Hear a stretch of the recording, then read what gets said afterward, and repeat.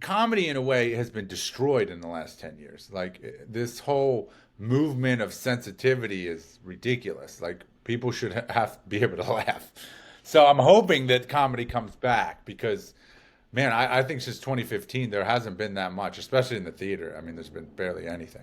So, Yeah, no, totally. You know what? Like that was actually one of the later questions, but I think this is a good segue into it, and then we can get to the other ones. But yeah, I mean, I think that that's a great point. I mean, that's something that I'm preaching heavily on this channel as well. I think like the only two comedies that I really liked in the past decade, I liked Blockers a lot with John Cena, Leslie Mann, and Ike Barinholtz. I don't know if you saw that one. good. Yeah.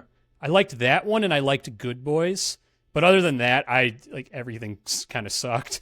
And it's funny because I watch the comedies from the 2000s that I mean, I obviously didn't watch them when they came out, but then I like watch them now, and it's like even the bad ones, like I'll still laugh 5 to 10 times. Like they're funny, but like the ones nowadays, just nothing's funny. It's terrible. It's pathetic. I mean, I to me, it's very much the political correctness, but I think it's also just like the funny people aren't getting chosen to write or act in these. We're living in the time we're living in, and hopefully, laughter becomes a priority at some point. Like funny is funny.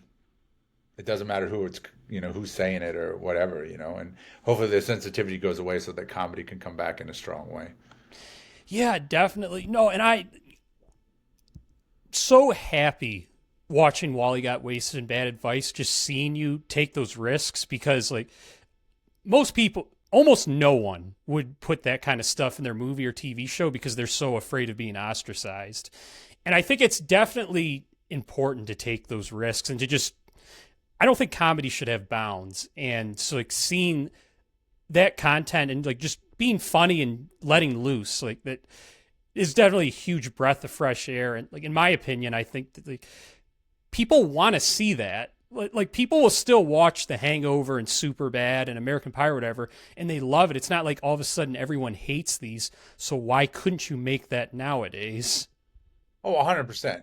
Wally Got Wasted, just in case somebody doesn't know, it's a very kickback to the 80s movies like Wally Got Wasted, kickback to Weekend at Bernie's and Hangover. That's kind of like a splice between the two. Yeah. And it's about three guys that accidentally kill somebody, and then they're trying to get rid of the body all in one night in LA.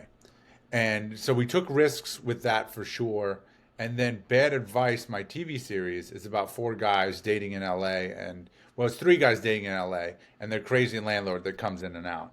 And I break I mean, every rule in the book. I mean, Bad Advice is very much for you to laugh. And there was people in the industries like, you shouldn't release this. Yeah. Like, straight up told me you shouldn't release this. This will be bad for you. Yeah. And I was like, it's funny. Like I don't care, And I had Gersh shopping it around, the president of Gersh shopping it around, and I think every platform sadly wouldn't touch it because of it's too racy or it's funny. You know what I'm saying? And I don't follow any norms. Like it's Right. for people. It's for middle America. It's for everyone to laugh. And if you're too sensitive or too worried about people getting offended, I don't know how to make them laugh. You know what I mean? Because laughter kind of is shocking people in a way. Right. So I just did whatever I thought was the funniest thing to do. At least in my experience, it seems like the people that are getting the most offended by this kind of stuff are white people, white 100%. straight people. 100%. Yeah. Yeah. 100%. They're not listening to the minorities. Let the minorities tell you what they're offended by and what we should change, and then listen to them. So, Totally, yeah. No, like it's like in the movie that I made that's in post production right now. I had a crew member, give me notes who was not even involved. I didn't ask for any notes at all, like from her. Getting notes is great, but like I was like offering her a job, and like she came back and said like this character's too homophobic. You can't have this line, that line, whatever. And I was okay. That's not your job. But the funny thing is that my co-producer and editor is gay, and like he had no issues with it at all. And like I have this like straight person like telling me like you got to take all this out. And it's like what?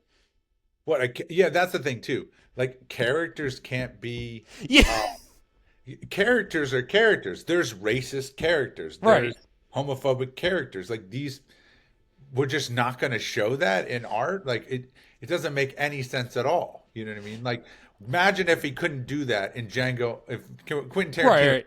so racist people in Django Unchained, he would have no one to kill.